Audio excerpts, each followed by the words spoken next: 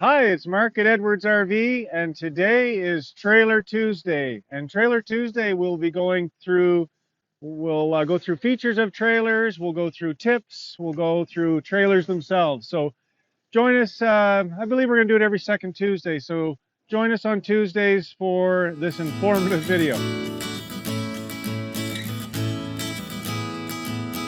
Hi, Mark Fraser at Edwards RV, and welcome to Trailer Tuesday. Today's feature on Trailer Tuesday deals with Outdoors RV, and specifically the Titanium series, the Titanium package on the Outdoors RV trailer. It's the upper trim level of their trailers. The feature is this handy little remote, and this remote is used to open up your slides and your awning.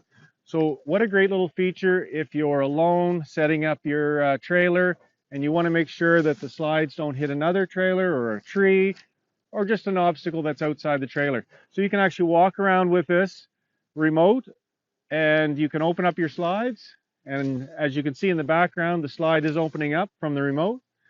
But a nice little touch, nice little feature, helps keep the campsite safe and your trailer free from damage. So if you have any questions on this feature or our outdoor trailer line, feel free to call me anytime at 403-845-3328 and ask for Mark.